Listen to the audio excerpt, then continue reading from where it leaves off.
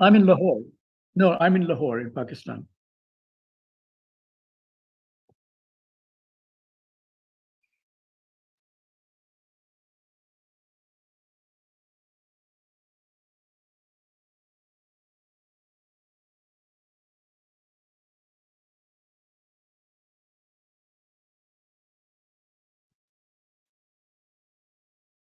Okay.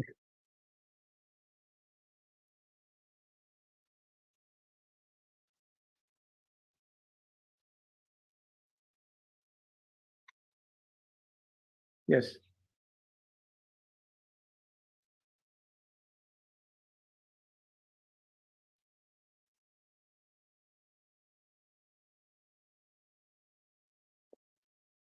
Yeah. Hmm.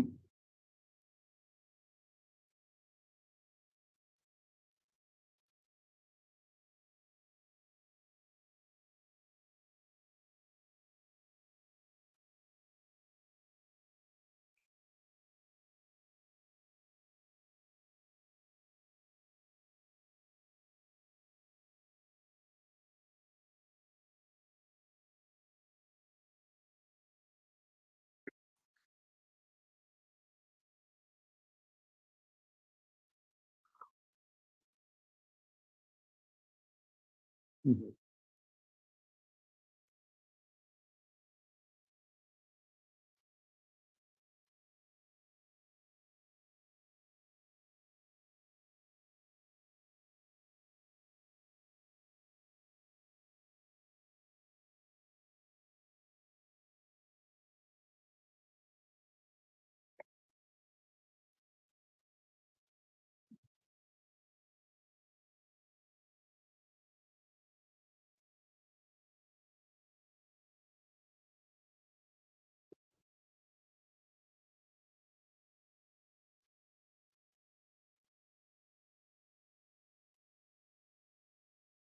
Hmm.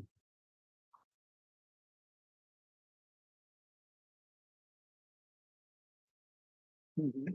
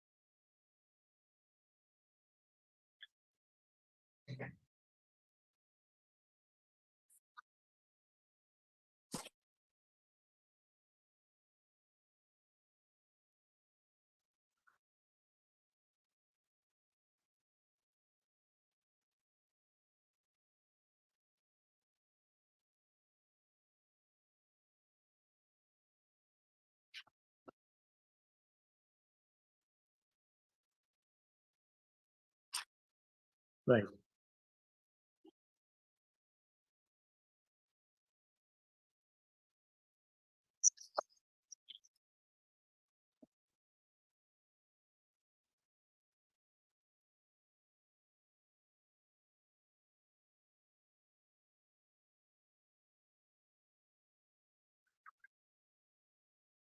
Mm.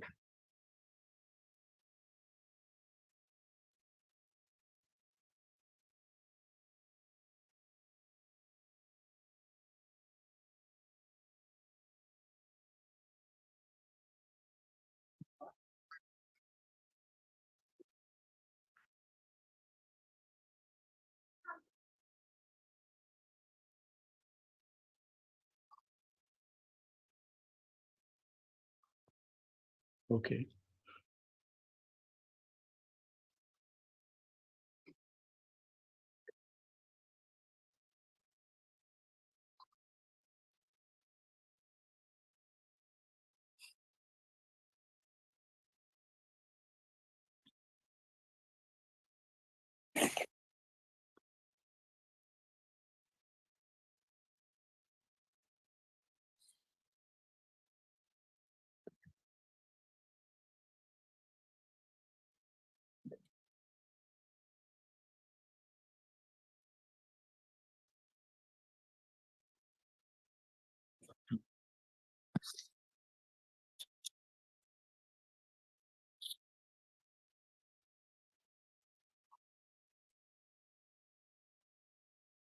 Okay. So these students are they familiar with blockchain at all, or kind of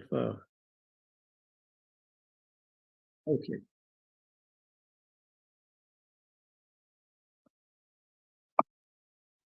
Yes, yes. So right, yeah.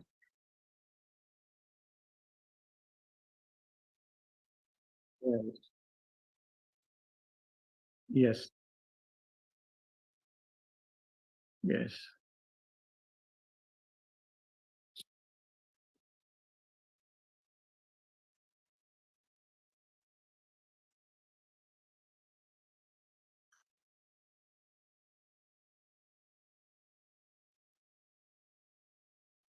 Mhm,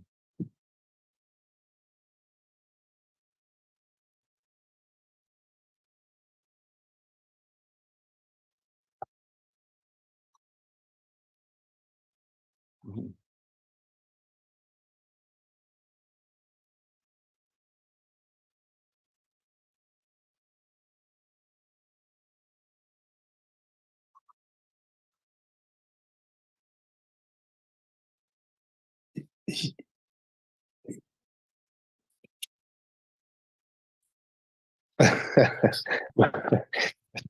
If you address me as Gösta, I'm very pleased. Well, anyway, I'm not sure whether you camera here, but you can hear me. I'm struggling to get it back. Yeah, very good. Anyway, let's see now. There we go. Right. So my name is Gösta Melkerson. I'm working today for a foundation, a Christian faith-based foundation called LM International. We're working in a lot of countries in Africa, Latin America, in the Dubai region, and Europe, Ukraine, and places like that. I met with David Coe and with Mr. Kaka, which I just had a conversation with him in the Faith Invest seminar in May last year. And we had a very interesting discussion and dialogue after that. A lot of what we try to do is to empower people on the fringes of society. We do realize that the climate is hitting hard on the people that we work with.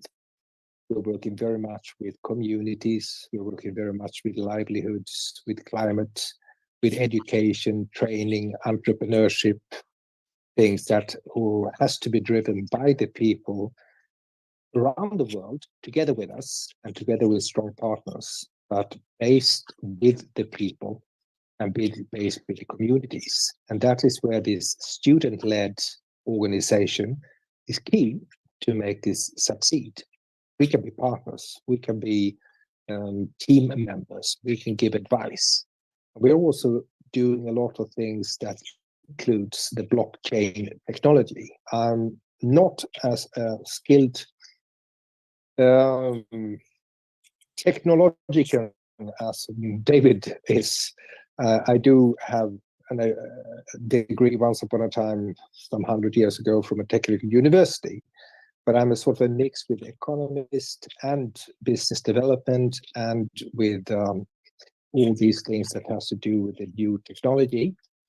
And my title today, which will be changed a little bit next year, is that I'm head of the innovation and digital transformation at the LM International. We have some 300 people around the world.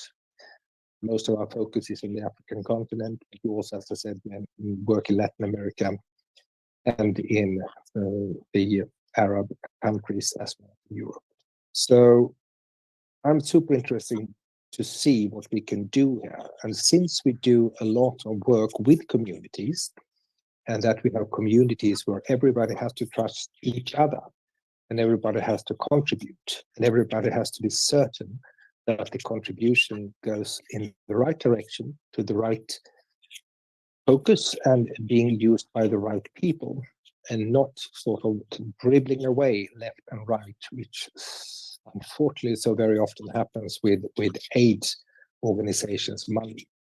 So that's why the trust is a key to the way we intend to see how we can build these communities stronger, and make sure that even if people are contributing in different ways, everybody will know from where the money comes, from where it goes, and who has the right to use it, if it's tokenized, and how that could be used in a clever way to develop the community. So that's my interest in this. And my contributions, of course, the people we have in our network, all the partners that we're working with, all the developed methods we are doing, and things that we could add to the table.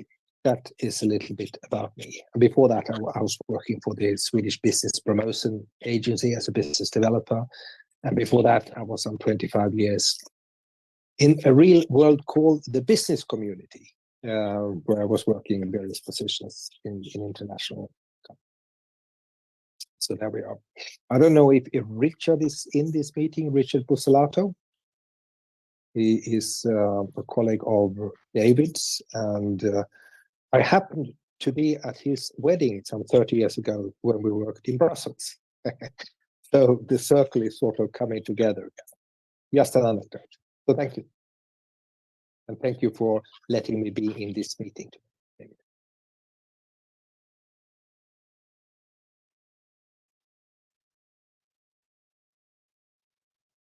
Ah.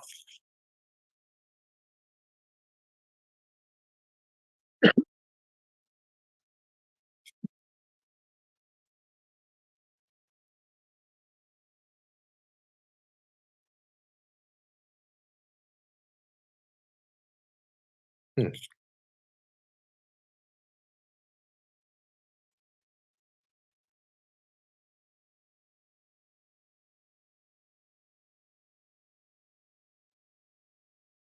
David, and hello, Costa. It's been a while since we get to talk. Glad to see you, and Bati. Greetings. So my name is Collins Manase. I'm in Nairobi, working with the Students Network Organization, the East African Campuses and Colleges Grid Network, and part of this global team that is here on the It's For You campaign. So just maybe to go direct, because to save on time on what you mentioned on the aspect about bringing the technology and the community and the trust aspect. I see that one of the critical or fundamental aspects to what's how we connect the transformation, especially when it comes to the enterprise for the rural communities. I have worked with some I'm putting you, we actually NGOs on in Zoom. rural communities where we have developed some projects around climate adaptation. And the challenge, I agree with you, Costa, has been on how the community, particularly where government is involved, how they, are able to build the trust aspect, especially with projects that come around like water, agriculture, and so forth. And so For the connection we have with David and the ESG team, I've also been engaging the communities around, especially the indigenous women, especially on this aspect of the beadwork, supporting their some small scale business aligned to the agriculture and food value chain. And the the blockchain idea, I remember when David shared about it. It's something that is critical to just help us link like the knowledge that the students have and these new scientific or technological ideas that in most cases the communities are not aware about. And so how do we simplify that kind of a model to ensure that they they pick that because they have their own way that they're actually working on. So how do we integrate that into a very simple model that can actually like help them scale up on their projects? And in most cases, they want to play at their low level because uh, maybe they don't have the access to this kind of knowledge, or probably in most cases in Kenya, you'll find the middle people, the middlemen who come in to, like they want to sell on their behalf, uh, like they're taking away all the money. So whatever is trickling down to them is very, very minimal. And so I believe with this kind of partnership, I think we can create out something that can actually help the communities in the long run. So it's glad and be able to see how this, uh, follows through to see that we actually do something for the communities. Thank you.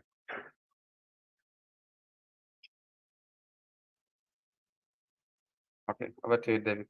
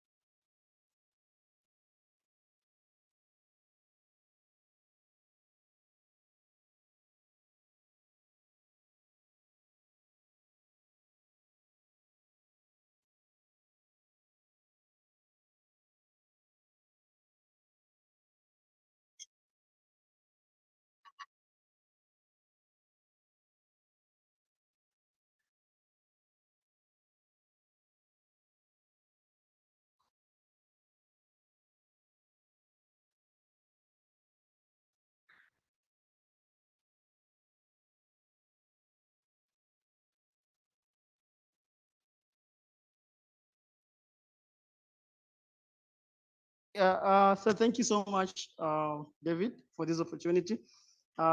Inga, my very good friend Gosta, nice seeing you again. I'm just getting out of school now and I just finished my class, and it's really nice being here.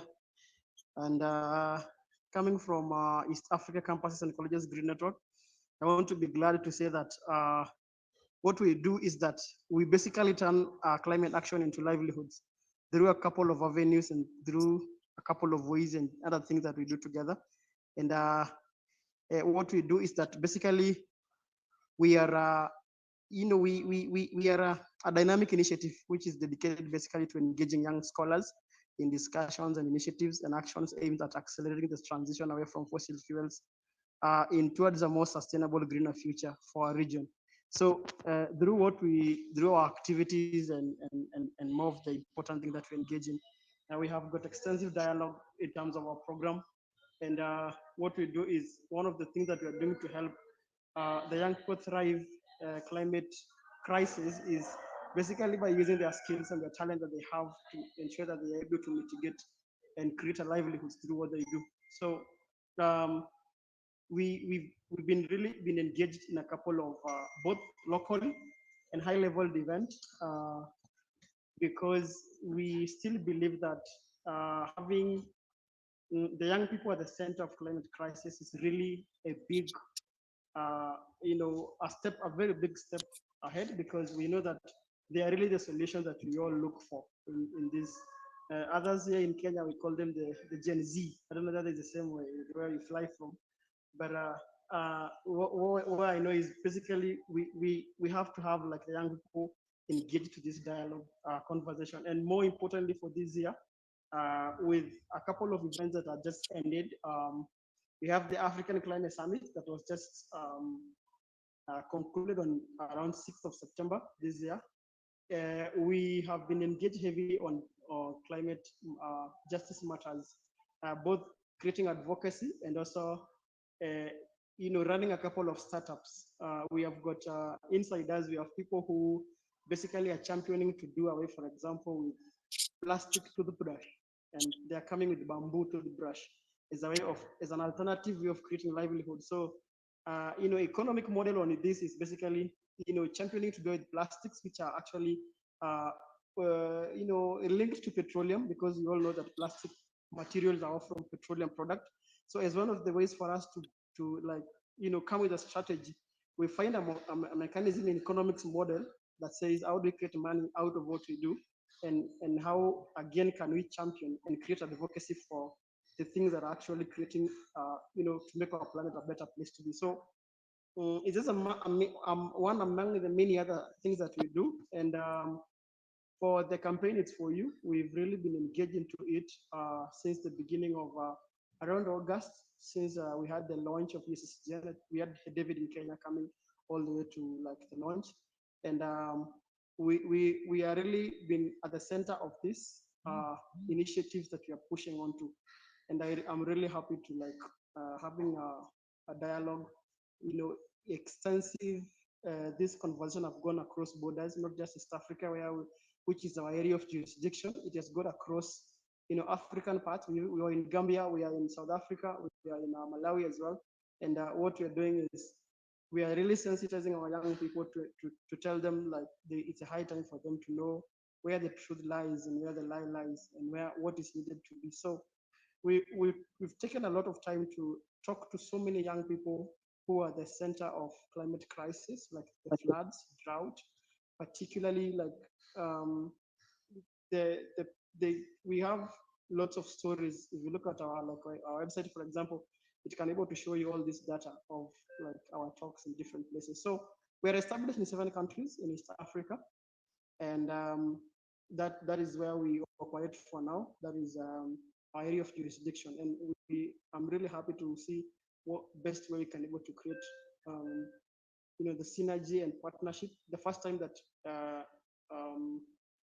I was mentioned, that the idea of trust was mentioned to me by Gosta in a meeting in Kenya, and then people with Doreen and others. I was really intrigued and really wanted to follow more about what can we do with the diverse knowledge that exists in ESCGN to ensure that these communities also benefit.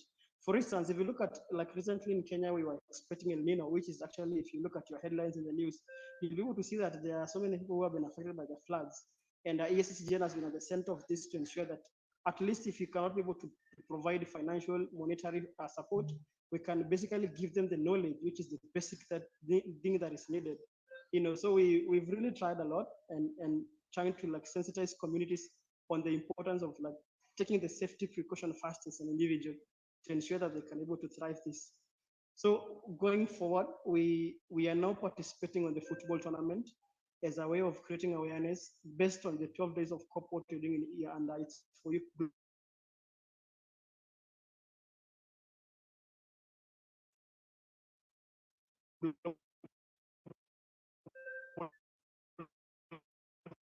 Kaka's connection is not very stable.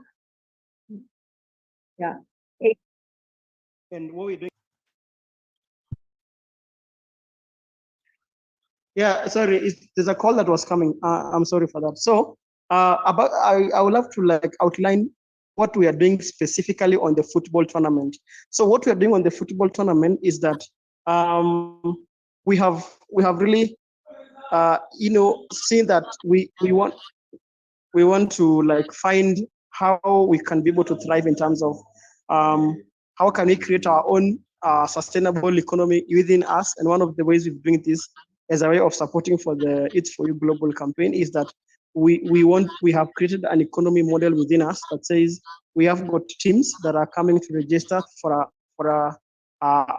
about for 15 days tournament, and we were going to like started with the you know the knockout sessions, having registration of the teams that are coming in all through, and we are going all the way up to the finals. So all this one aim is basically to bring the young people to like register and find a model mechanism on how we can be able to raise finances to support our initiatives that are under UCCGN. So so far we are still moving on. We have got about 16 teams now, and we expect to go all the way up to finals. And through this, we believe that we will move forward to engage lots of young people and create also economy models inside what we do. So yeah, that's what UCCGN is up to, and we have more other projects that are underway that we love to engage on. So I would really love to like, if you look at our area of focus, for example, we have around the awareness area. We basically educate and empower young people. Through what we do, we have the advocacy and policy. We also realize that through the policy formulation and making, the young people are always left out in decision making. So we want to bridge that particular gap to say that if when these policies are being made, the young people are also part of this.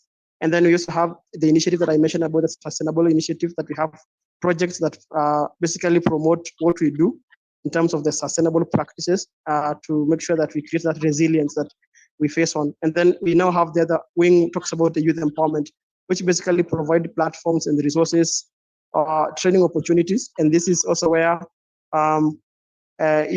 we have heavy dialogue on the SDG Goal 1 about poverty eradication. That's really having like a communal touch-based program that we are really doing. If you look at some of the small startup that we're doing in the village, for example, like in Kajiado County, we are giving communities alternative on how they can be able to, like, let's say, for example, plant like, let's say, a kitchen garden vegetables to increase food production. And this one has come a long way. Like slums like Kibera, where they do not have space to do agriculture, they use sacks for growing vegetables. And this way has gone a long way in terms of creating a food chain that is helping these young people. And then we have also done a lot of extensive programs to educate people about drought tolerant crops and also animals, especially like from the Maasai community, where they keep a large number of livestock which are at a risk of like losing them in terms of drought. So all of these are outlined on our website. You can be able to see all these programs all into the same. So, and I'm really happy to be here, finding like a best way to create partnership under the SDG Goal 17 would really be an ideal. I want to thank Ingamata for also World Climate School for also being there and giving knowledge to the young people also, as well as David with It's For You campaign. So I'm really glad and thrilled to see what we can be able to do. We really also want to, the biggest thing that really is in our hearts is that we would love to see a platform that can bring different people all together without necessarily sidelining others who have got like great agendas, to see how they can be able to steer forward some of the great ideas that we have. If you look at COP, so many people are locked out of COP because either you do not have finances to go to COP 28, so you might lack a platform on how we can be able to address this. So what we believe in is through this centralized It's For You global campaign, we can basically highlight some of this project that we have, and we believe that through a very good choreographed way and sort of partnership that we can be able to create, everybody's voice will be able to be counted, because we believe that we are all one and the same everywhere, anywhere. Thank you so much.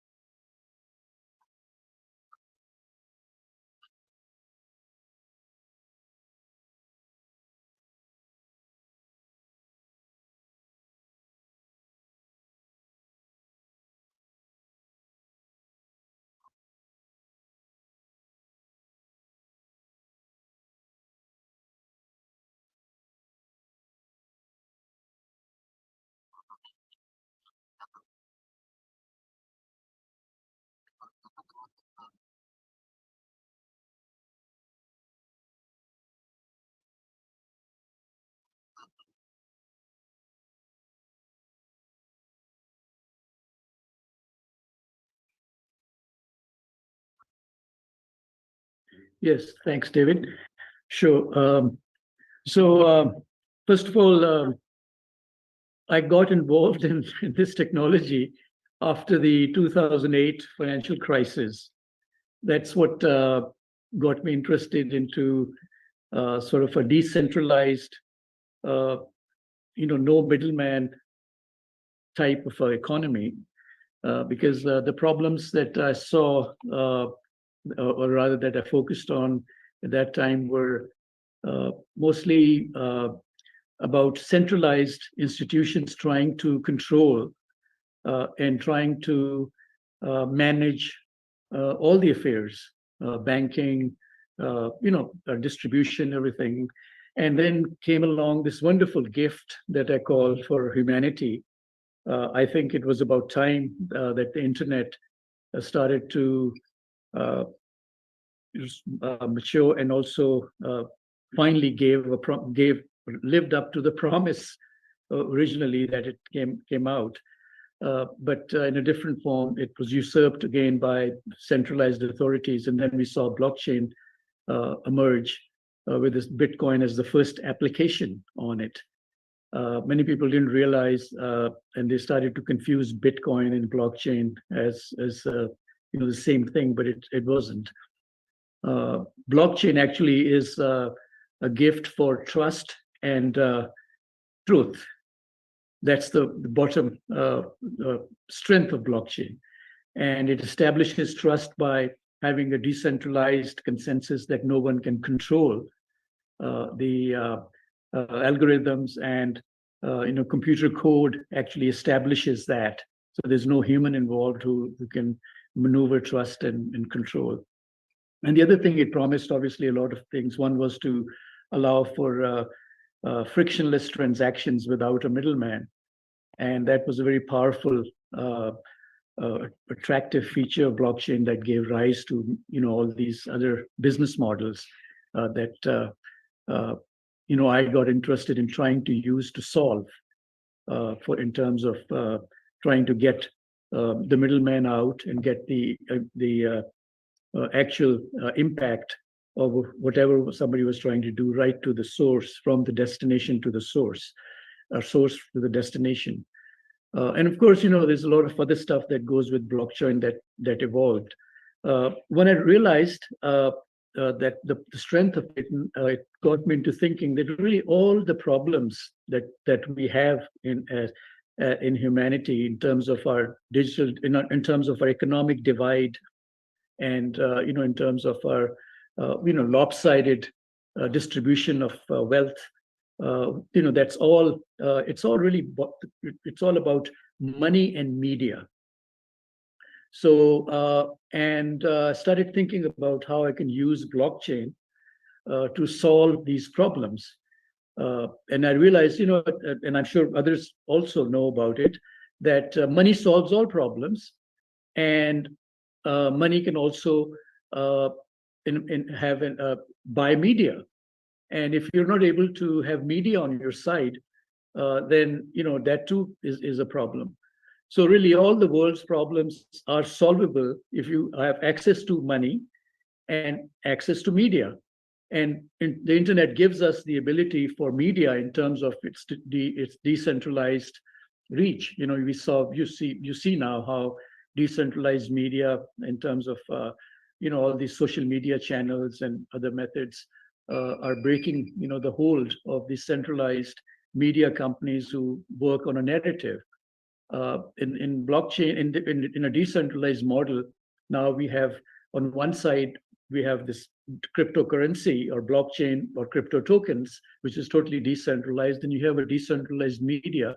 So you have all the makings really of transforming the world. But the question that many people bring up is that why hasn't this happened? Why isn't it happening? Well, there's many reasons for it. And I listed down about 5 major issues. In 2017, I think there would have been another issue I would have listed on it, and which was the maturity of the technology, like in terms of scalability and security, and its ability to for having totally decentralized. But those have been fixed because of the evolution, or rather the innovations in technology. So now we have wonderful technologies as the underlying fabric in blockchain that kind of solve those problems. So that's not. We used to call it the blockchain trilemma problem, which is that you have, if you have too much security, then it doesn't scale very well. And if you have good scalability, then you compromise on security. And also, there's some and decentralization is linked to security, because as you decentralize a model and it goes bigger and bigger and bigger, then you have more hackers or more people trying to break into it. So I think the technologies have matured very much in the last 5 years since the first surge in blockchain ICOs and initial offerings happened, and all this hoopla of coins and stuff. But still, there was something was lacking. For some reason, it still didn't take off. People were still focusing around Bitcoin and kind of linking Bitcoin to blockchain and all these horror stories about how Bitcoin is responsible for a crime and the underground economy and all of that. And that was the forces that were trying to prevent rather the adoption of blockchain that created that narrative of Bitcoin as blockchain and all the problems associated. And totally, it's like throwing the baby with the bathwater type. So I put down a list of 5 things that were necessary for blockchain to be adopted. One of them, obviously, was the ease of use of wallets. We're all familiar with having, smartphones and all of that. But if you try to use the wallet on it, then that's not a hurdle that everybody can cross. Especially ordinary people, who want to go and transact in stores and things like that. Need to remember passwords and user IDs, and also there's a lot of other friction involved in just getting your wallet going. So the ease of use in wallets was one of the obstacles. The second thing was the intermittency in the network. For example, if you're in Pakistan and you're at a store, and you use your credit card, every vendor has a credit card machine they can swipe and get paid. But in terms with the wallet and blockchain, sometimes the internet doesn't work because it's not strong enough. Sometimes in the back end, there's the other issues of the consensus not being done because of various reasons, and also most vendors don't have those machines to use the internet. So that's another problem that was holding up internet. And by the way, it's not that there aren't solutions for that.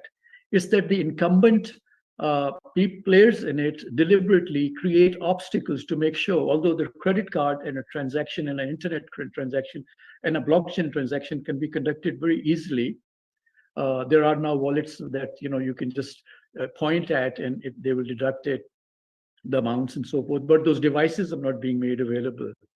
And that requires investment or rather adoption and more awareness of internet when people, so supply and demand are the issues. If people start demanding things like this, then obviously the manufacturers of these devices will start having some incentive to produce them in bulk. And so now they are available in many countries, but not that ubiquitous. They're not everywhere. Whereas a credit card machine is everywhere.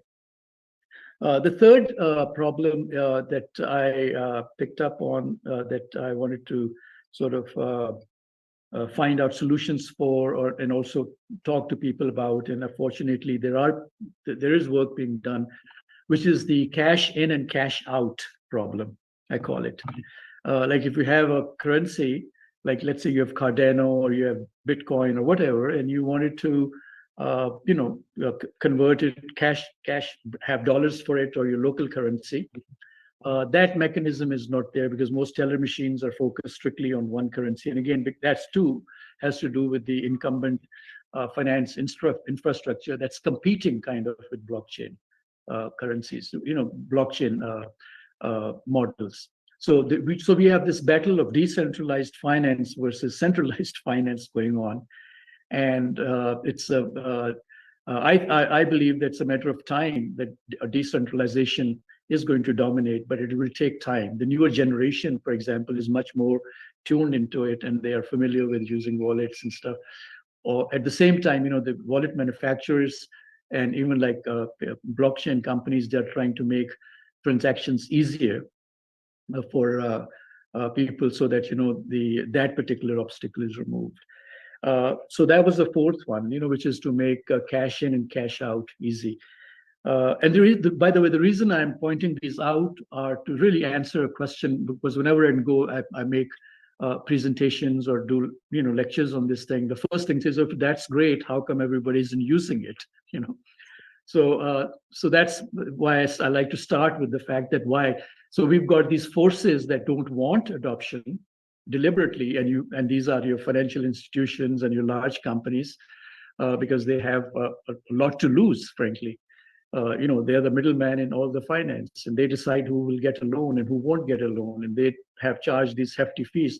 If I am correct, and I don't know, you can correct me, but last year there were trillions of dollars in transaction fees in these inter-branch and financial transactions that banks conduct. So that's a lot of money to lose. So this stakes are very high for them to just roll over and give in to this. They want a piece and have stake in it. Now, finally, so let me. The fifth one is what was also another major one, and that is that you have all these currencies out there. You have Cardano, then you have Ethereum, and then you have XYZ, Dogecoin, and all these. You can't lend in these currencies, you see. And the reason you can't lend is because they're all speculative in a way.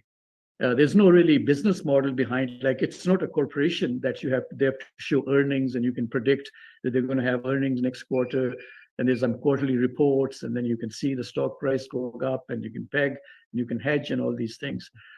These are based on all projects. Their success lies in really the circulation of that currency and circulation of that token and the utility model behind it, how well people accept that utility model. So that's why you see a lot of these blockchain companies now working more towards finding use cases where their currency is used because of to create utility and circulation. But that too has its own downside. If they do too well, then the currency rises very much. And if you've lent money to somebody, then there's an issue. How do you pay them back? So there has to be some mechanism of balancing, and that's why there's not a whole lot of lending in crypto. There is lending, but it's very short term. But nobody will give you a 5-year loan on crypto because they don't know where the lender might lose everything, or who's lent the money, because when they get it back, it might not be worth that much. So there should be some mechanism of pegging it against a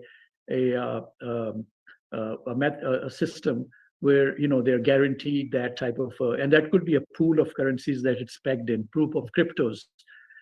There's a lot of progress happening, and one reason that I'm optimistic that we'll have a solution very fast is because of the rise of all these artificial intelligence models because mathematics is all behind crypto, and these AI algorithms are also all about mathematics and that. So there's a good marriage between these two, in the sense that we'll have stable coins, for example, managed by very powerful algorithmic models, and they will be nobody can penetrate them because all these different external sources, or rather oracles where they pick up the information from, will be managed by AI algorithms. So we'll have a very solid foundation for creating these stable coins that the crypto can be linked to. And then once that point arrives, then you'll see lending, particularly in crypto surge. So these were the 5 obstacles in that. So notwithstanding all that, Obviously, the road ahead looks very promising for blockchain. Most of these hurdles and these obstacles are being, ratcheted down one by one. There's a lot of work going on. Yeah, I think artificial intelligence was another gift sent. So we had our first gift in terms of blockchain, and the second gift in terms of large language models and these transformer models that now allow us to, marry the two in a very powerful way. So now we come to the point of another point of having a organization or rather a governance model that can manage projects. So without a governance model, you still are working, in the dark. So the governance model is being tackled by a lot of maturity in decentralized autonomous organization turnkey solutions. And by that, I mean that building a governance model which is called DAO, by the way, in blockchain terminology, was a pretty tricky and a thready issue. It wasn't easy. But now we have these platforms, or rather, that are now kind of turnkey, where you just tweak a little bit coding is involved, but not a whole lot. I would say very quickly you can have a model of a decentralized governance model where you can have, a top level of people you can call it the pioneers of that organization and with the vision, and they define that, and then they codify that vision, and then you have trusted members that are given trust tokens, and with a certain amount of rights and certain amount of privileges. And then as you cascade, as you go down the ladder, then you can have a very broad set of voting to create rules and what you can change. For example, in Bitcoin, they're coming up with a trust model now, because Bitcoin had many issues in terms of how long it was taking transactions to finish, because of the amount of computing power that was required. So the issue, and then of course also the halving issue, and then what's going to happen in 20 years or 30 years in Bitcoin. So there's a governance model being put out that many people will be part of it. I don't know. I haven't followed it in about 3, 5, 4 months, but it'll be like they will vote. There'll be a big consensus of all Bitcoin holders at one layer, and then that will filter up to another layer, and they will decide how, if somebody can make changes to tweak the code a little bit, so that mining can be done on smartphones and things like that, which makes sense because everybody has a smartphone and they can participate. So why are all the multi-millionaire block mining farms making all the money? Why not everybody? So that too will happen because once the cat is out of the bag, then everybody solve the problem. So we have models originating. So if that happens, then you'll see ordinary people with smartphones having 4 or 5 currencies, and their compute power will be utilized, and they'll be paid for by several of these coin and token and blockchain firms, just to make their smartphone available for a transaction, or rather a pool of these smartphones trying to complete a transaction. So we're heading towards that distributed computing to solve the mining issue and the consensus management issue. So these are what I start off with, just to kind of explain the field that we're playing in terms of blockchain. And the power now comes to use cases. How do you use that power? And in my view, if you craft a very good decentralized autonomous organization and articulate your vision properly and set a governance model, of course, you can't be right 100%. That governance model does get tweaked over time. But then again, the nice thing about these governance these decentralized organization platforms is that you put those rules in there, that what can be tweaked and how it can be tweaked. And then once you do that, then you can roll out projects underneath that. It can be done in many ways. Some companies, that I know, they're using existing tokens, like they use native ADA. Some companies want to have their own tokens for various reasons. And they're called Babel transactions. So, the blockchains that allow you to use multiple tokens and charge the transaction fees. And by transaction fees in this term, I mean the transaction execution fee that you pay for using the computing power to complete a transaction. So those models are coming up, and the business models that you see are crowdfunding as the first use case of this. And the reason I say that is because it's the simplest and the most doable, notwithstanding the issues that I mentioned earlier about cash in, cash out, and intermittency issues, and wallet adoptions. But again, for example, a typical use case could be to fund a farmer in some country where banks don't lend to them, and now you can get a global force of lenders that can use their crop as the collateral to lend, and it's a short-term financing for the crop. And you can create a token, call it the crop token or farm token or whatever you want to, and then you can have a governance model where the due diligence is done by a local team, and they get paid in tokens as well. And they're issued reputation tokens, so that if they're harmful, or they're not sincere, or do things wrong, then people can vote them out of that system. And that's kind of built into the decentralized. So you can see, just using that one model, how I'm working currently on a small project where to finance farm equipment implements for using blockchain, because no banks lend farmers in Pakistan and other countries. And it's deliberate. We know that, because they want to keep the middleman alive, and the middleman is the main bloodsucker, or you could call it. They're the ones who actually take all the money from the farmer, and then twist their arms to give them the crop or whatever. And they're the ones that banks also lend to. Banks don't lend to farmers; they lend to the middleman to accumulate the crop after it's harvested. And that way, the farmer collects all the crop and gives it to their masters, whoever they are, and then they manipulate prices. Unfortunately, all third world countries are suffering from that. So that's one of the reasons why you have such a disparity in wealth in these countries, because the worker never doesn't get paid, and the rentier, they get all the rewards.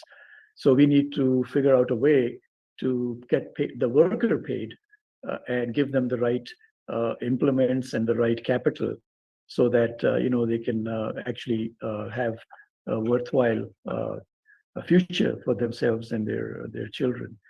So that's where blockchain comes in, and you'll find that in many countries, for example, in Pakistan, the decision makers, they're totally ignorant of the power of blockchain, and some of them, I would say, are kept ignorant by the forces that want the status quo to remain.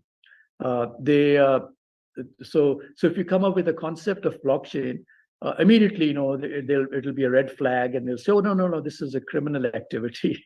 So they'll come with some policy to ban it, or they don't understand the difference between.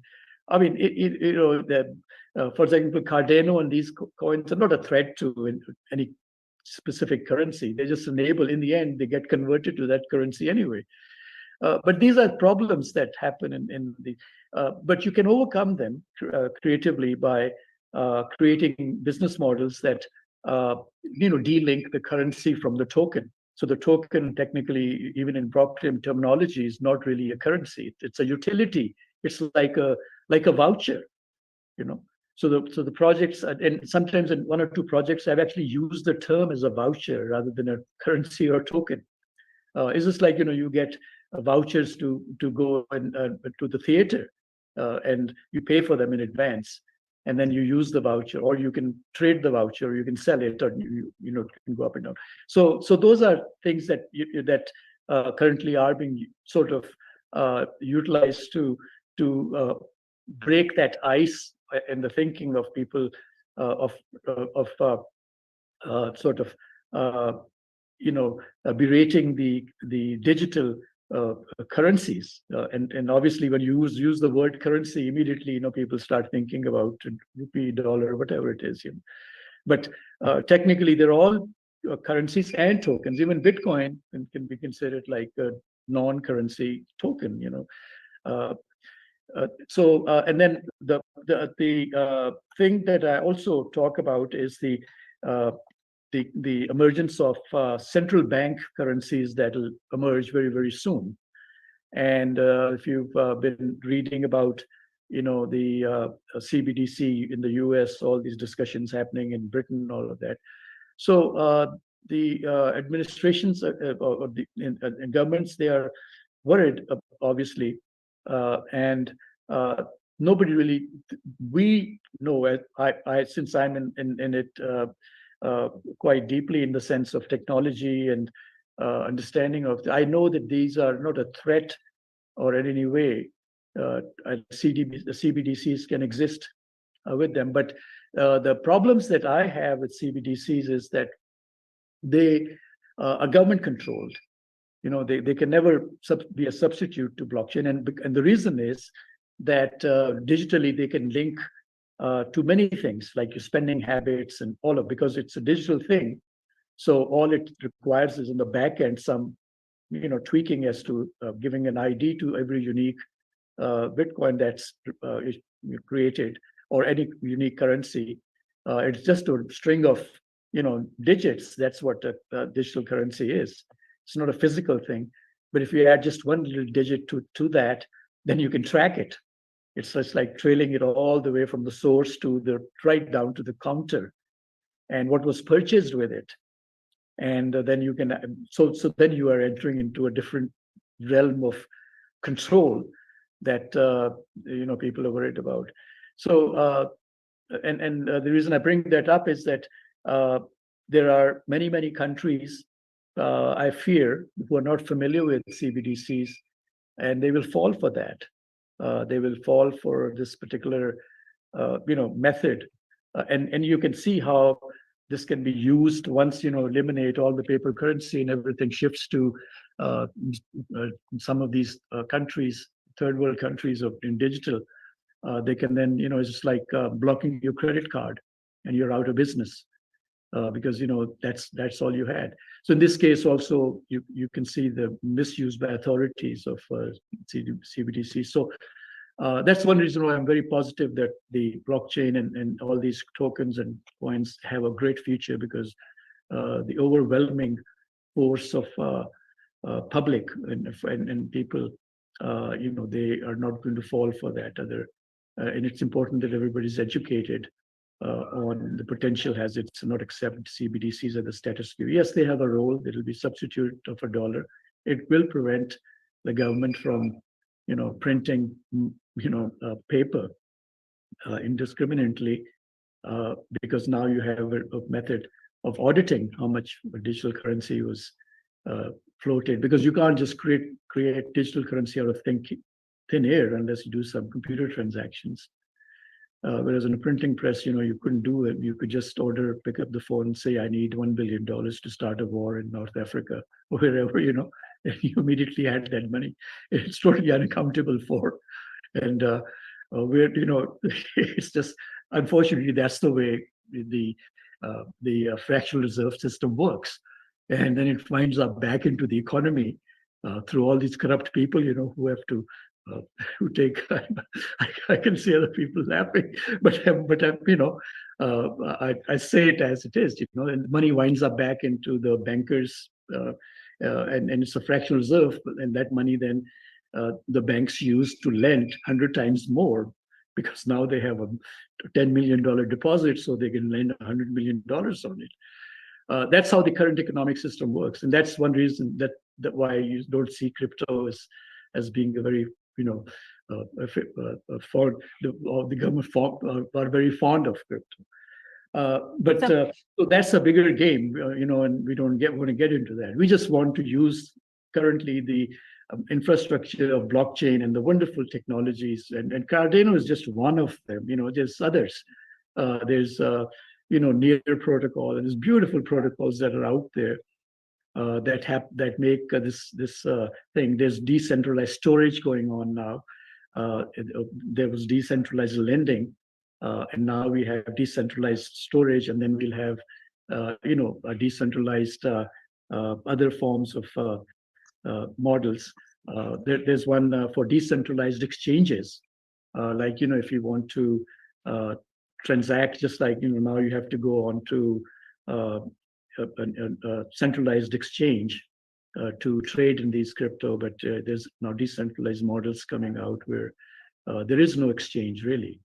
It's put out a bid, and you'll have many people in the world wanting to buy it or not, and that sets the prices.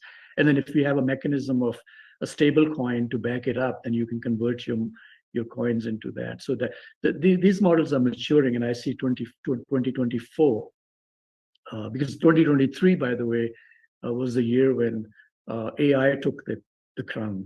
They took the media, they took all the news.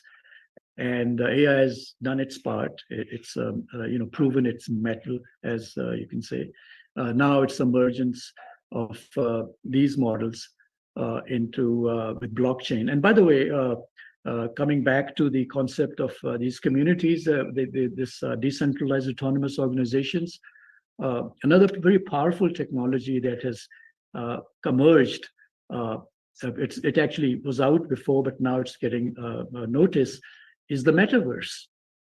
So don't be surprised if you see a Bank of America metaverse, or because it's just a way it's of bringing the internet into a 3D model with more collaboration and more real time. Now, of course, that's one example, but how about having a decentralized autonomous organization that helps farmers throughout the world have a farmers metaverse?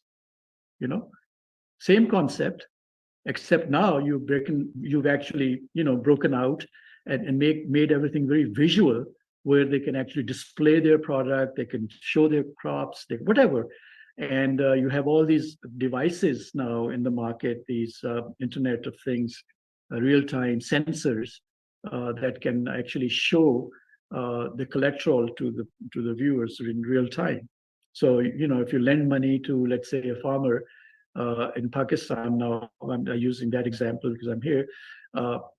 The issue was that how do I know that the crop exists, or how do I know the farmer is saying, okay, I'm going to harvest it in June, but how do I know that it's actually on way towards harvest? Then of course now you have these devices that are very low power devices that are kind of passive devices. That you can require the borrower to, kind of you can lend it to them because the cost isn't much.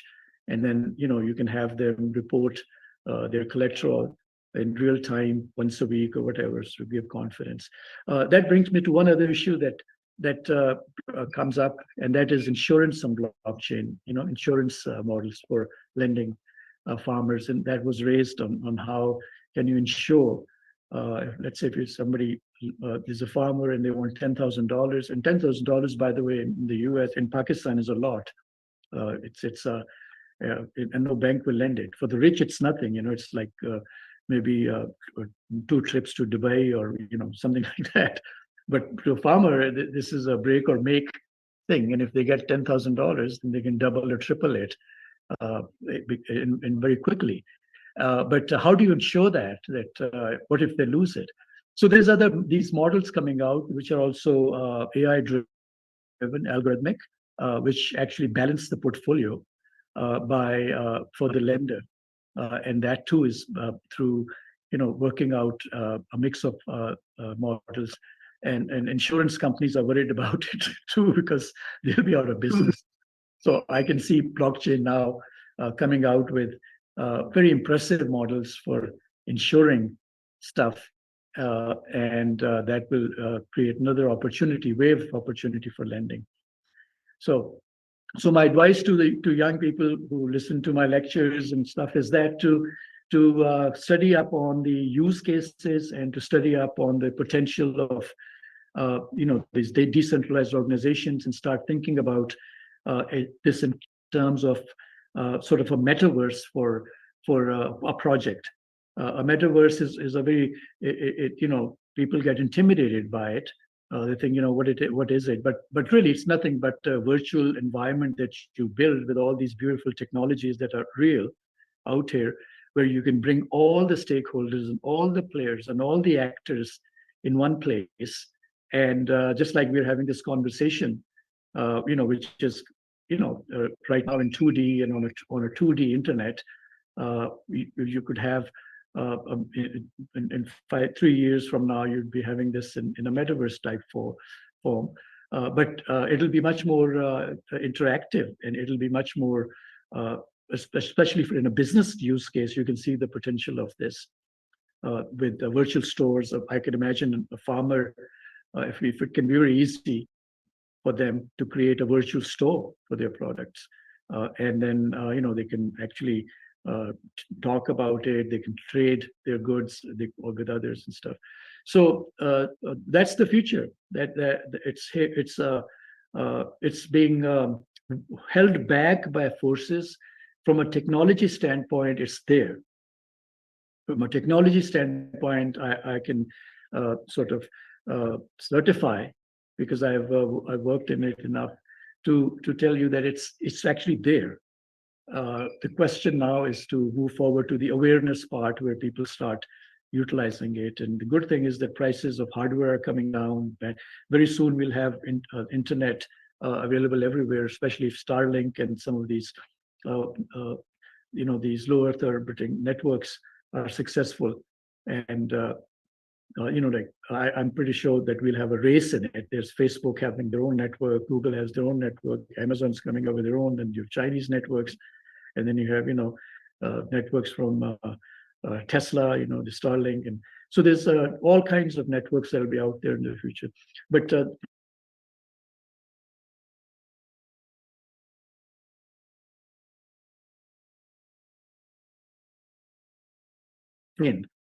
there's many people in denial, but we have all the tools now to enable that and pull people out from the poverty and the misery that they are.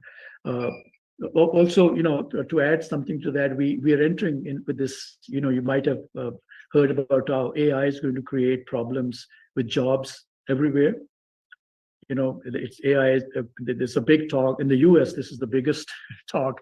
Especially the policymakers are worried that AI is going to create a lot of, especially this generative AI that's coming out and taking over, many functions that people would be doing. For example, even simple stuff like transcriptions are now being done by AI. So I'm speaking, and there's some AI that's going to transcribe this into a transcript, and now somebody's going to be out of work. That's just one example. Then you have, in general, a lot of artists are worried about this generative AI creating artwork that is so superb, so brilliant that an artist can't do it. And the advice to them is to sort of incorporate them into their life and accept them, not fight it.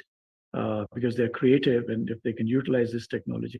So this is also going to be a plus for people, especially if we help them navigate out of the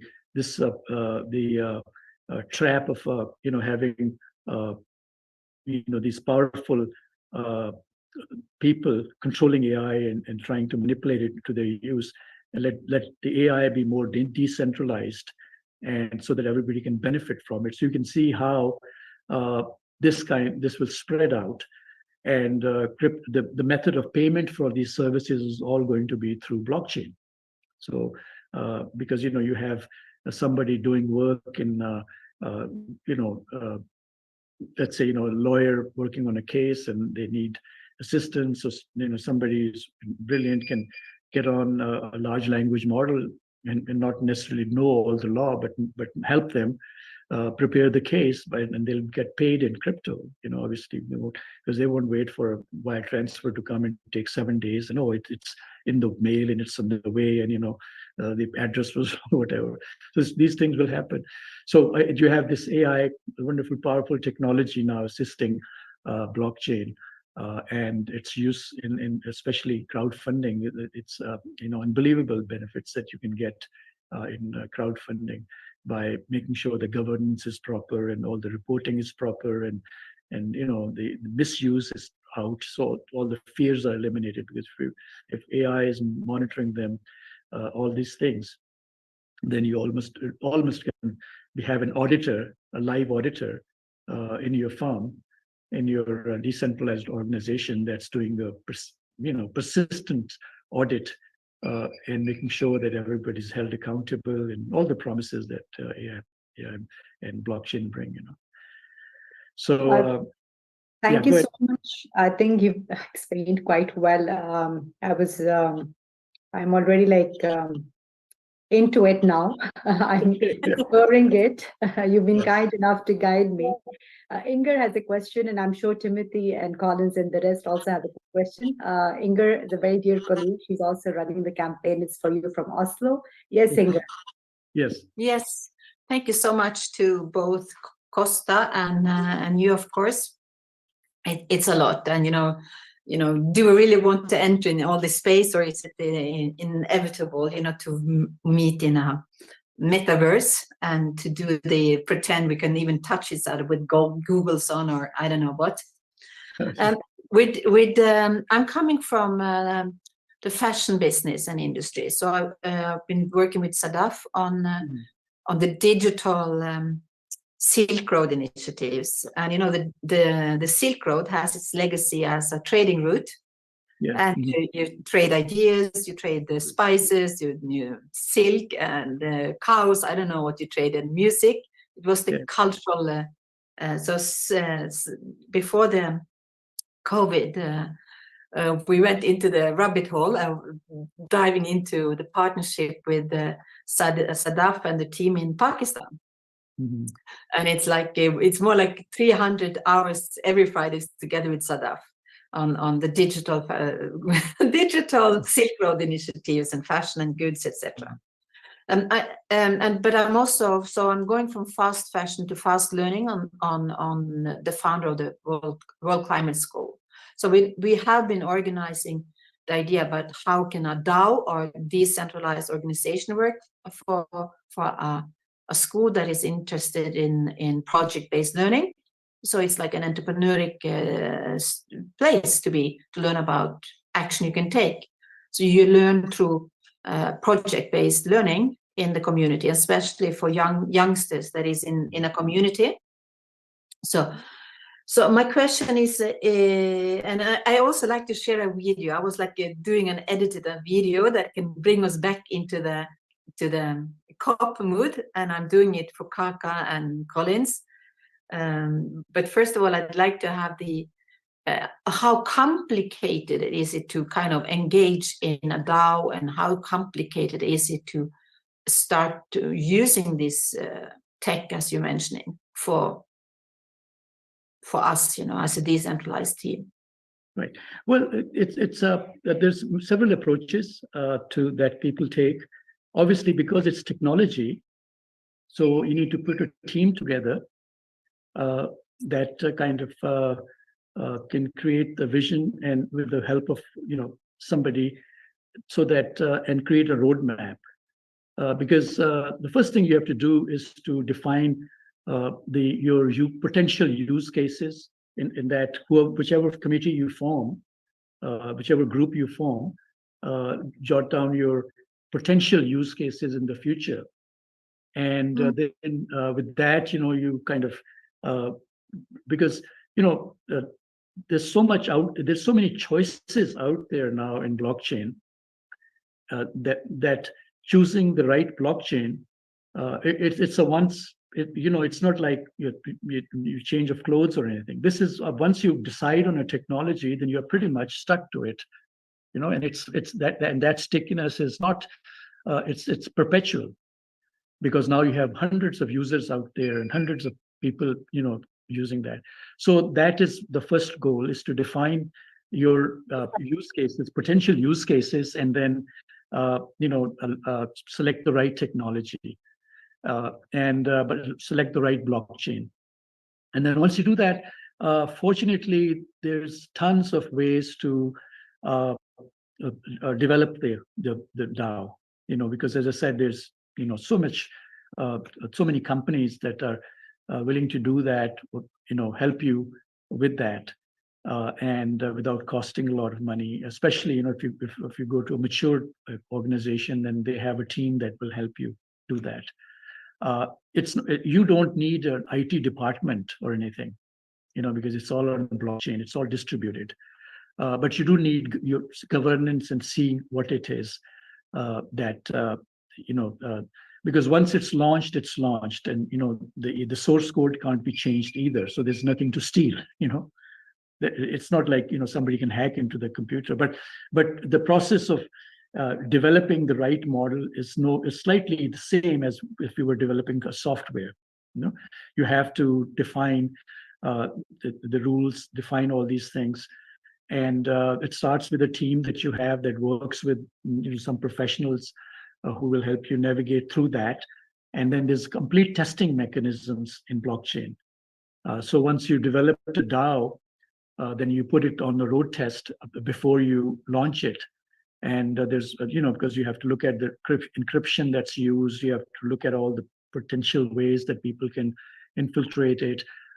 Fortunately, it's all very mature now. It's not that, unless you're a total novice and you totally do it in your garage yourself, chances are that, yes, you might get a few things wrong. But this is a very tested process now. There's actually professional firms also that certify this kind of stuff. And then once you define, and once you launch your DAO, whether you want to launch your own token depends on your business use case. Like I launched a token for a use case, and although I'm using Cardano as the blockchain, right? But all the transactions will happen in the token that I launched. So that and what it does is that it creates a brand for the token that people can associate with that. Because if you just say Cardano, then people don't know what your use case is. So you have to define it. So so these are things that you have to decide.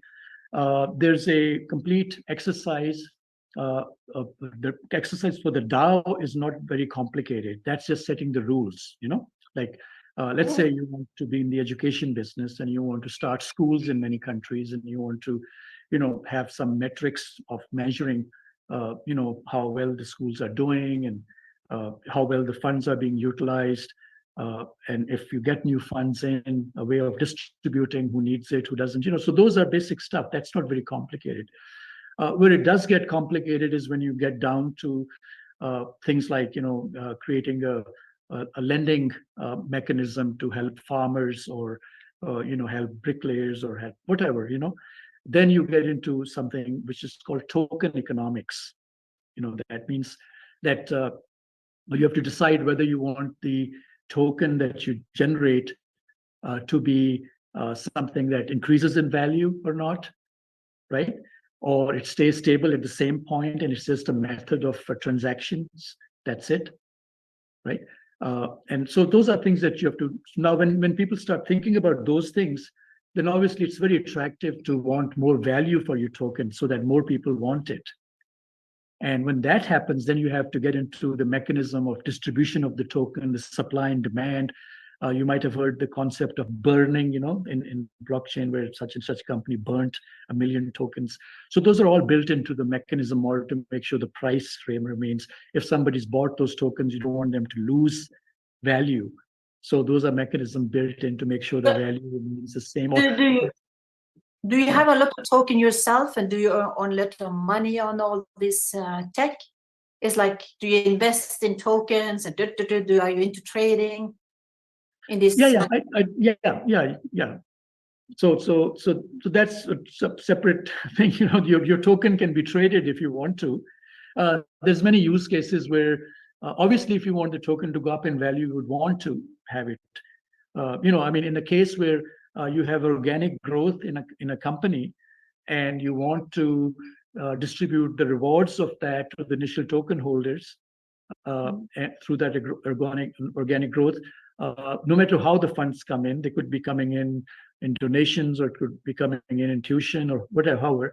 But as long as the thing is growing, then of course the token value ought to go up, go with it, go higher and higher each time. And those are the things that then you have in your DAO. You would have a mechanism of reporting to the token holders that now you have 200 schools, now you have 210 schools, 220 schools.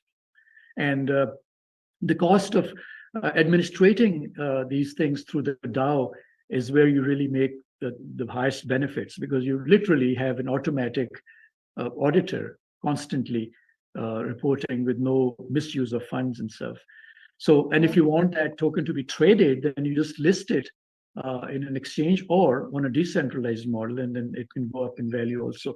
So there's many organizations that I know of who've actually created a lot of wealth for the shareholders, token holders basically, who otherwise had no chance of making money, because people can't make money in the stock market. We know that. It's a very limited club. Of sort of elite capture, and that's not something that is available to everybody. But crypto offers that wealth to people, the choice of investing in projects and then reaping these rewards. So I've known people who've made a lot of money, especially initially when these tokens are coming out and the business model looks promising. They invested. Yeah, please excuse me for interrupting here, and also please excuse me, Sadaf, and the rest of the team. I see Kaka wants to talk, but if you allow me to just a second, because Kaka hasn't seen the presentation of the football thing that could bring the case into the Festival of Joy that David mentioned in the beginning, because then it brings us down into the projects, that is the actions that COP28 is putting a spotlight on. And I just we talked yesterday and the day before about how we can present a relevant case on the football match in Nairobi to be a wheel to create action and incomes for, So if you allow me, is it okay, Sadaf, that I can present? Yeah. Yeah. Because here it is, and I found the template that the COP28 asking people to use as they call it actions. They want to, they're not successful, but with it is for you. I feel we have an opportunity to merge the spotlight. So please excuse me. It's not perfect. It's just like a demo I wanted to present to Kaka and Collins and the football team.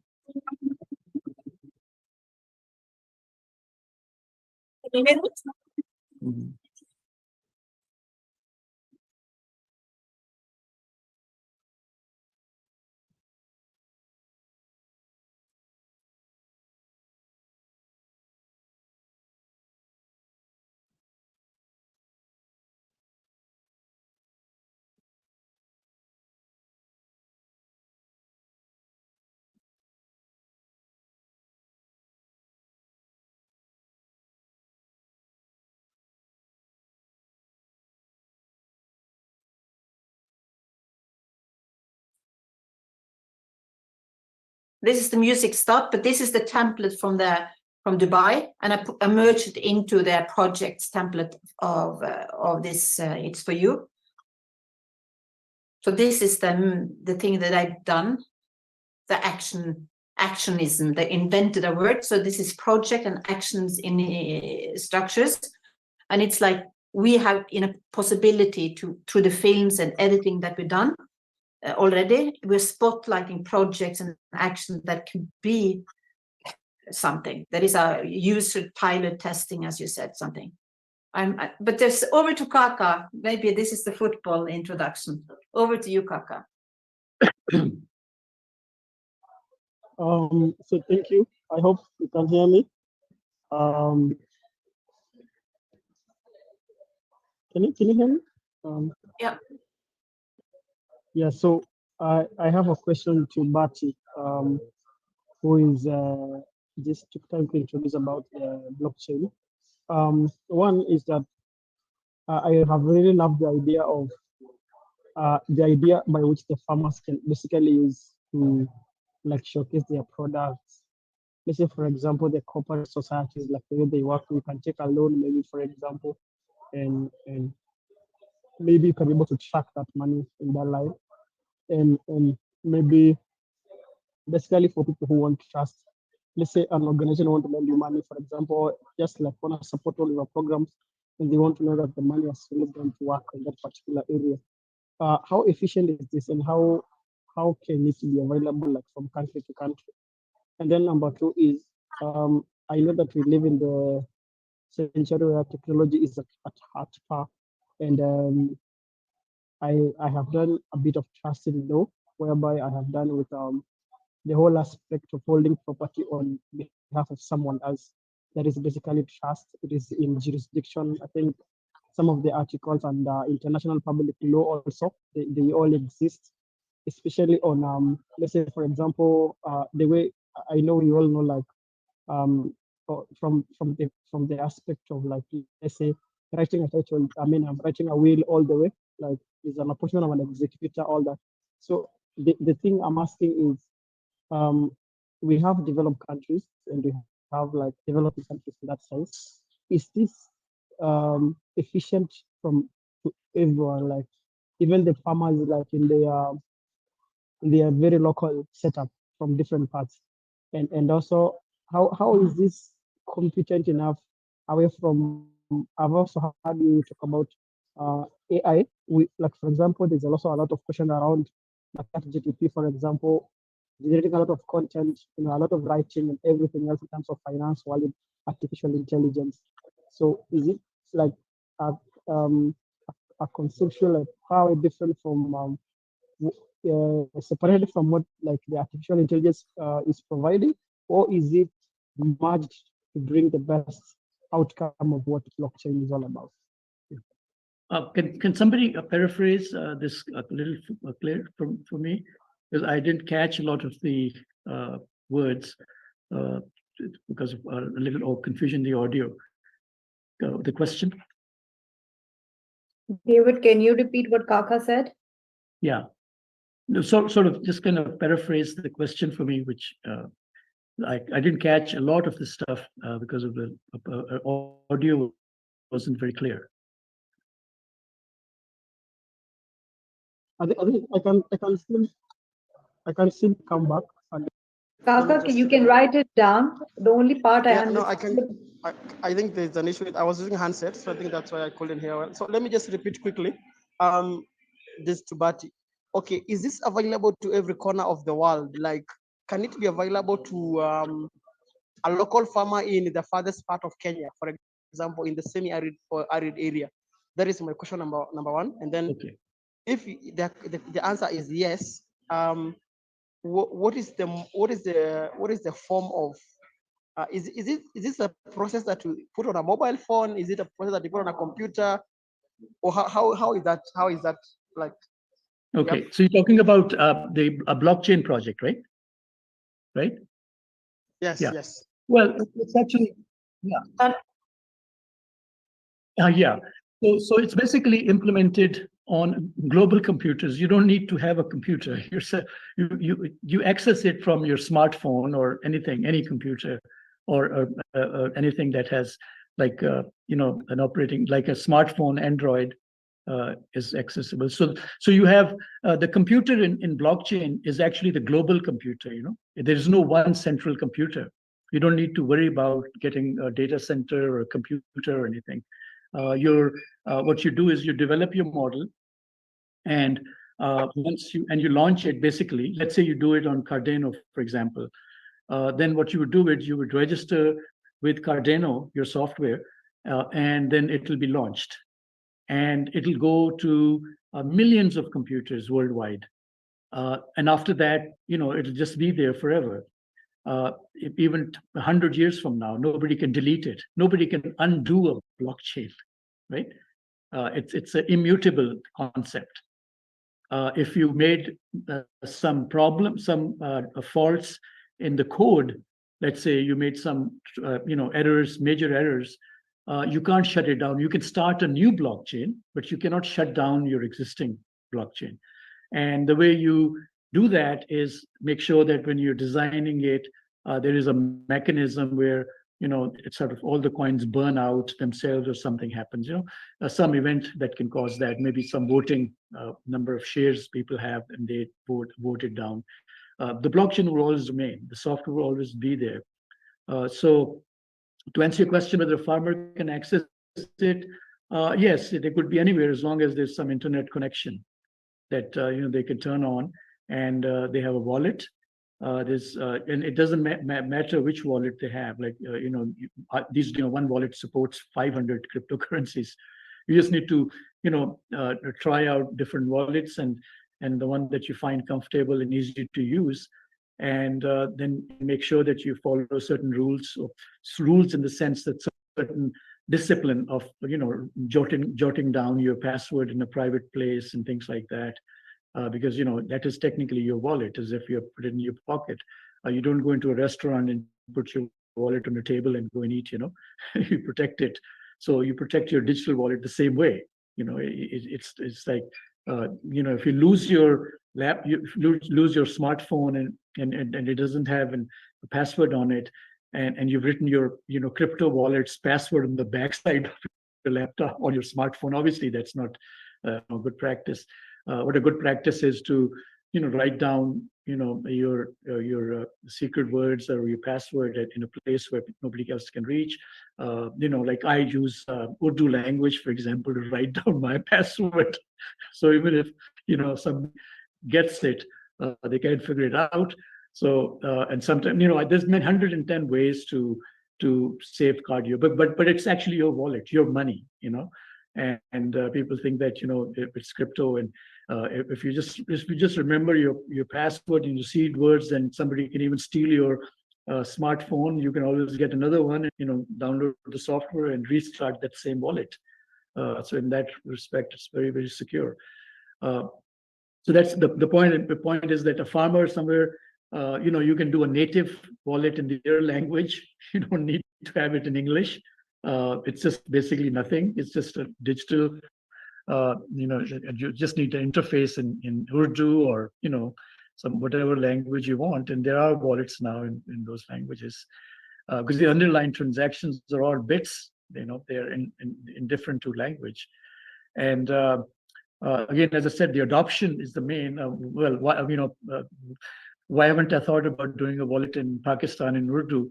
Well, for many reasons. Number one, the restrictions in Pakistan are, the minute that happens, they start creating rules around it. Stuff. It will happen, obviously, down the line.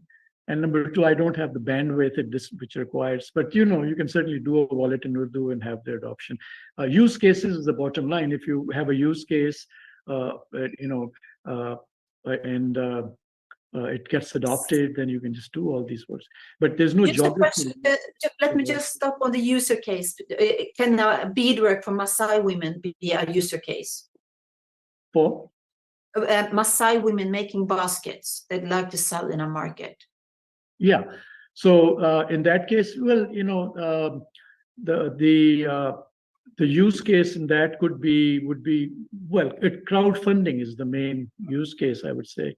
Because you can accept, you can sell your product online and accept payment in crypto, which will be without any banks, and which a lot of interfaces already have that facility. So from a website, you can accept crypto as a payment mechanism, and if the market isn't big enough, then it'd be used to crypto. You don't need to have your currency. You can just pick up any currency and use that as your stable, like pick up ADA or whatever currency and say, well, you can make a payment in any currency and blockchain automatically converts it into what you want. So if you just accept ADA, somebody can pay you in Bitcoin. To you receive ADA. That's the beauty of the backend, the blockchain, decentralized exchanges. It'll happen transparently. And the transaction fees are very, very small, literally like even if you do $1 million transaction or a $10 transaction, the fee is the same because the computer doesn't care. The $1 million doesn't have any physical weight. It's still the same number of bits, right? So your transaction fee will still be $1 or $2 maximum. And it's going down, by the way, like in ADA, if you use the ADA wallet or some other wallets like Near Protocol or, Aave, the transaction fees are literally in pennies, 10 cents, 20 cents, and so you can do all these, so you can see how easy it would be for people to transfer funds. The largest, by the way, funds transfer occurring using crypto right now is from the US to Philippines and I think one or two other countries, because also to Latin American countries. All these people who work overseas in the US or even Dubai or wherever, they don't use banks anymore to transfer the money. They do local transaction using XRP or some other currency.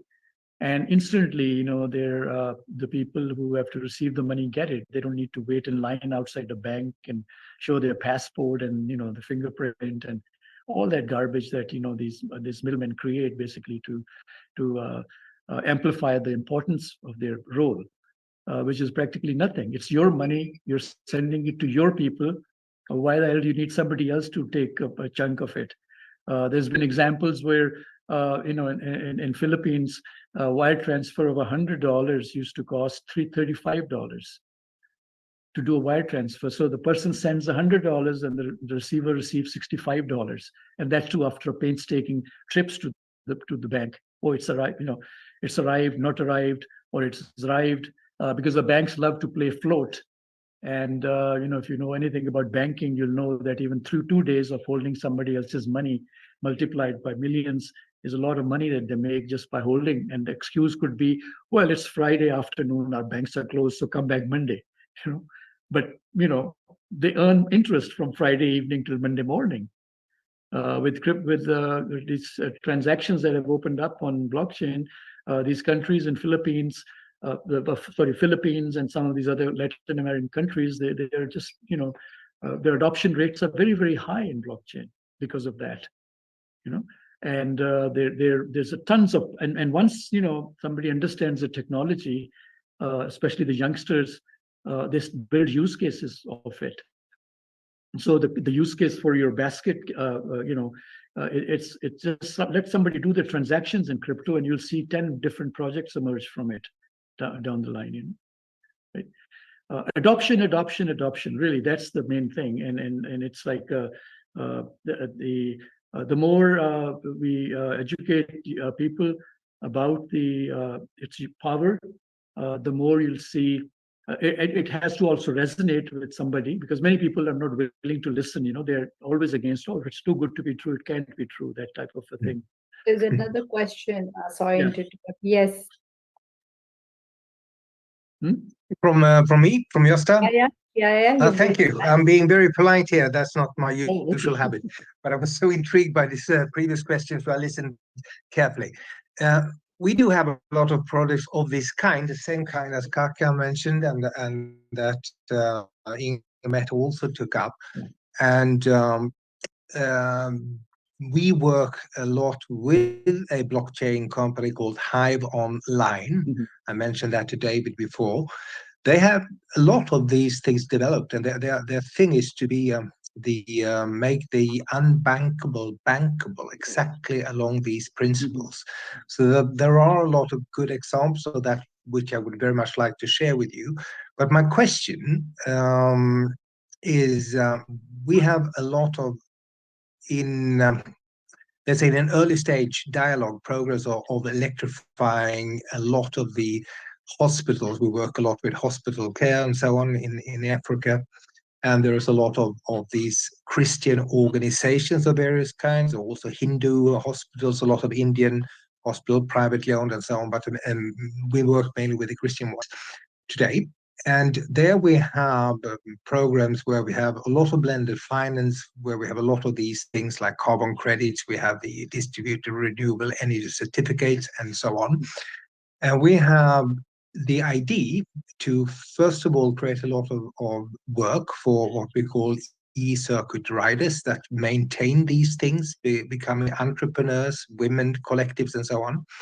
But we also want to see how we can convert, let's say, the value of a carbon credit, which is very well defined, and a value of a DREC, which also is very well defined, into some sort of token that could be guided towards, for example, only the training of midwives, or only the training and the education of primary nurses and so on.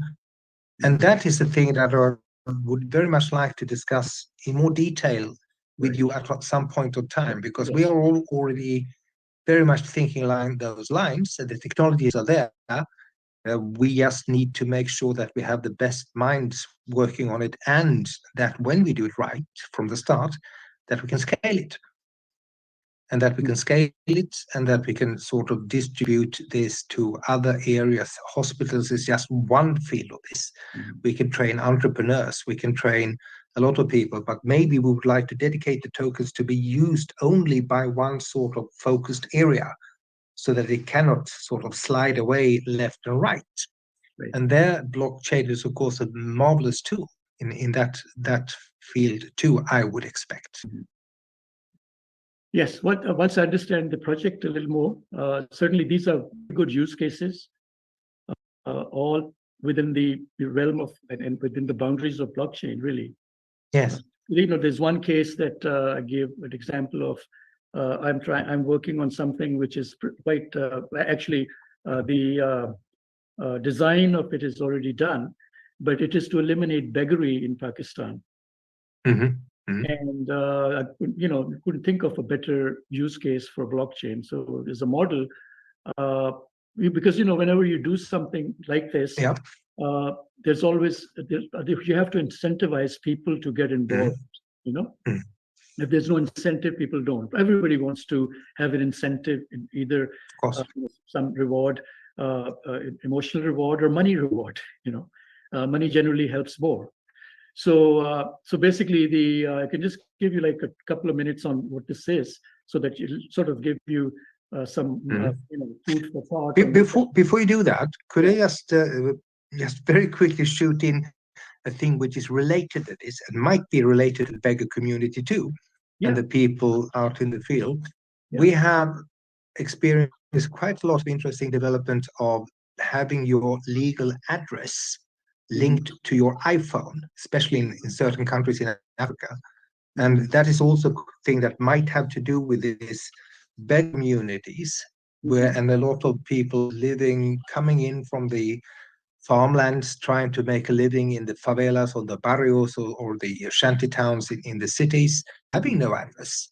But since they have an iPhone and there's a legislation going on that you can actually have your legal address and everything in your iPhone, it's an interesting thought how that possibility could be used together with the banking possibilities and the dispersion of value and let's say democracy issues in these things, which I came to think of when you talked about the beggars. Sorry to just shoot it in. Yeah, well, I mean, the decentralized organizations, like voting is now very popular in blockchain. The city of, I think it's Denver, Colorado. So you have to issue a decentralized ID. That concept is called a DID, decentralized ID, or self-sovereign ID, and it's one ID for life. And wherever you go, across blockchains, it's accepted. And that's an alternative that's coming out to solve this wallet problem also, by the way, where people forget their IDs and passwords. So if you have a DID, then it's very unique, and the metrics, as the processors get faster and faster, you'll have eye verification and thumbprint verification and even audio verification on your smartphones, and that'll solve that problem. But the beggary issue was in Pakistan, we have a very unique case of beggary, and that is that we have a lot of fake beggars, and these people And then, we have Pakistan has this whole region, the Indian subcontinent has a region of begging mafia.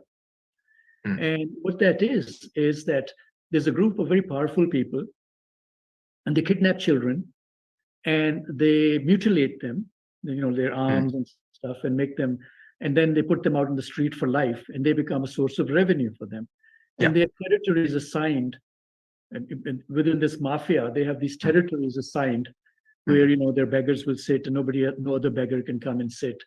So it started off as that. Then obviously it grew where other people who were legitimately in need of money, they joined in, and then somebody, and there are some people who joined in because, oh wow, it's so lucrative. Why not just do a makeup and leave your house in the morning and be totally downtrodden, and then come back and collect your money and go to a party, in the evening. So we have this problem in Pakistan. And there were other attempts that I read about that were used where shelters were made and they didn't work out. And beggars have a way of camouflaging and using makeup and all, so you can differentiate. But blockchain has an answer that I've come up with, and it's a use case that I've put out. Paper has been finalized, the design has been finalized, but it's really to involve the community in identifying beggars. And the way you would do that is you come up with I've come up with a beggary token. I've not given a formal name of it yet.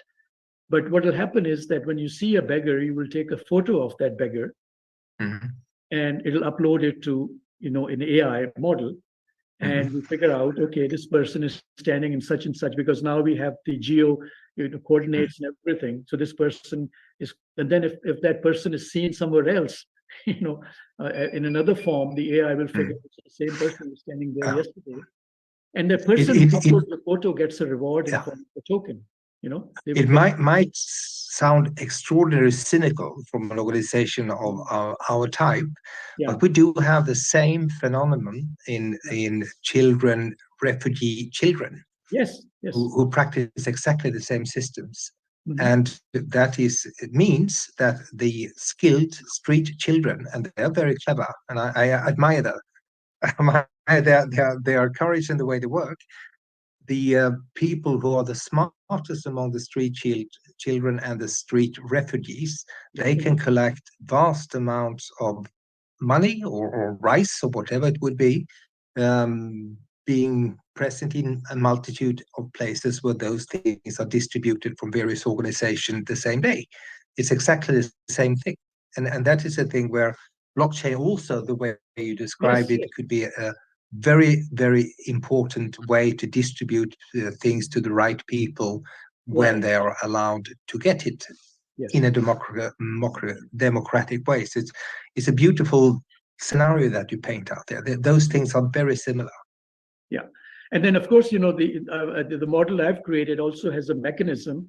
Once you've identified the needy from the imposters, then you also issue them like a token or something to go to a shelter where you can give them work and train them, and the crowdfunding is sort of coming in the back. And then the way you incentivize the use of the token is through marketing by people who own the tokens. They get discounts at stores for food, so there's some incentive for them to collect these tokens. So it's that's the token economy I was talking about. That is beautiful. Absolutely. I'm afraid that my time in this meeting is unfortunately up, because I have planned another meeting very, very soon. But I'm so very pleased that you invited me to this, David, and to have all these new colleagues that wants to change the world in the right direction. I'm very glad to have met you all. And I certainly will be back and have more discussions with you all whenever possible. And thank you very much for sharing all of this, and especially you, David, and Kaka, and Sir. We'll see each other very soon. That's for certain. We are just in the middle of finalizing the strategy 2030, and it will be clubbed after the 5th, and then I can go to action, and I certainly will. So thank you very much for sharing all of these fantastic experiences and ways of using the blockchain. And if there's anything that I can share with you, please let me know and I'll try. So thank you very much. I have to leave.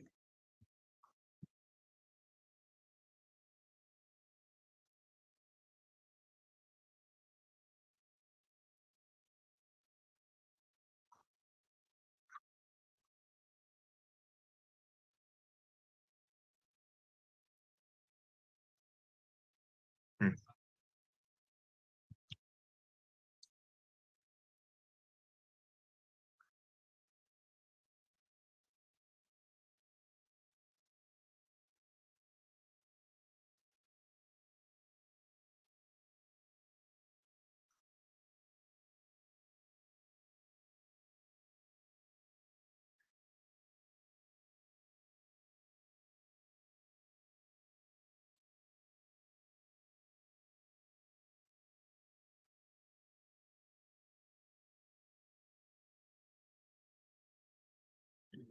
Well, yes, certainly. I mean, inflation, we are coming with blockchain, we are going right back to the Austrian school of economics, where, you can't just print money at will. You have to use some energy or some action, human action to do that. So we have to link back the value of human labor and all that back to the wealth. You can't just have printing money, and that's what the lessons learned in 2008 were exactly that.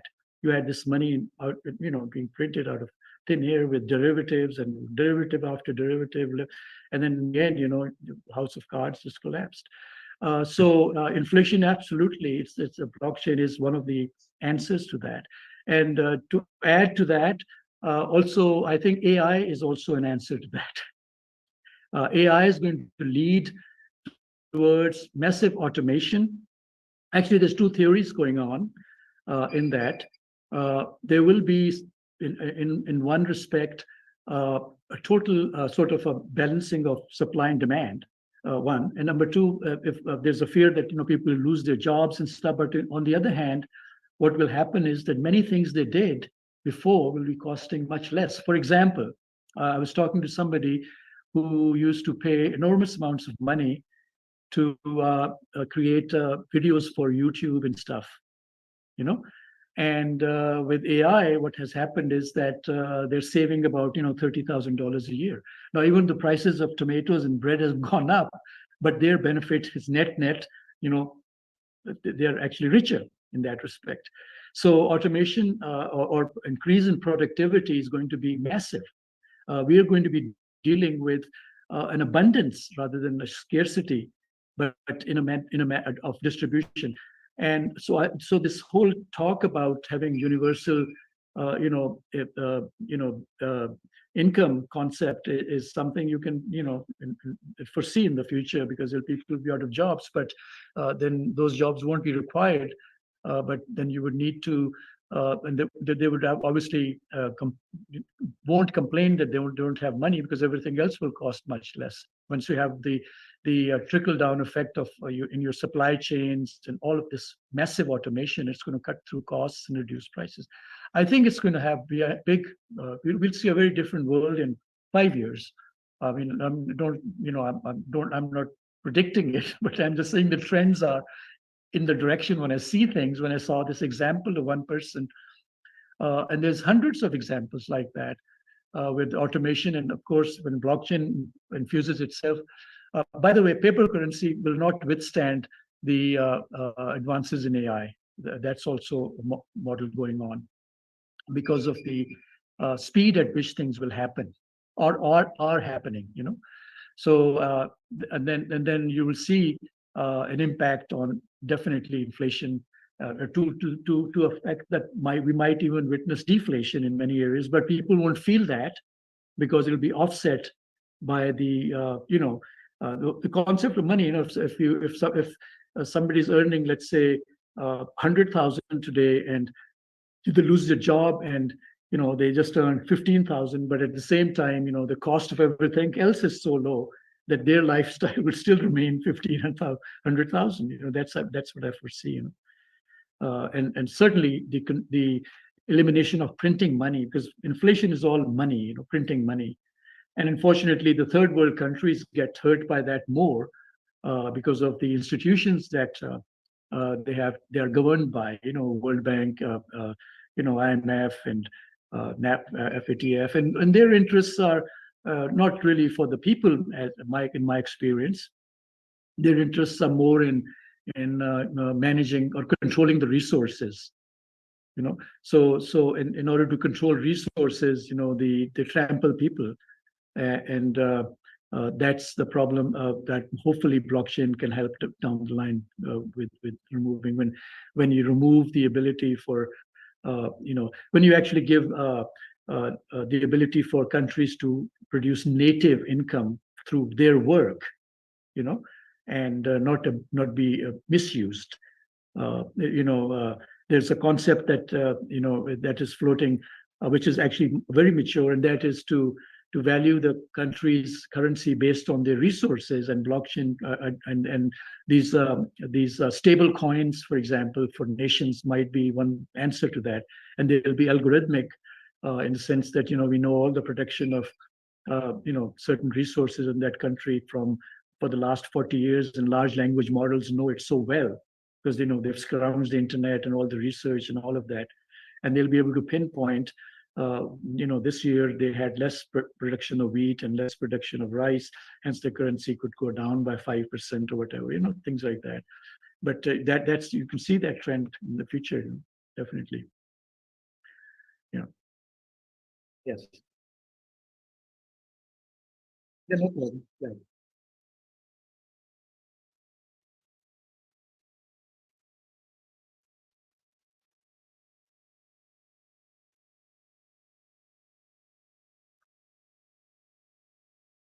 Yes. Yes.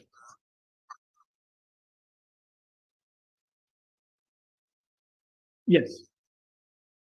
Yes. Yeah. So, yes, thank you indeed. It is also a question if, like during the COP, the 12 days of COP, if we really can mature the conversation with you to be online and broadcast what we can do, at the end, or like 8, 9, 10, and really make a beautiful recording and broadcast this live.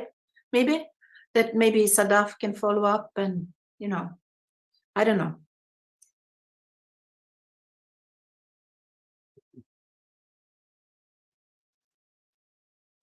Yes.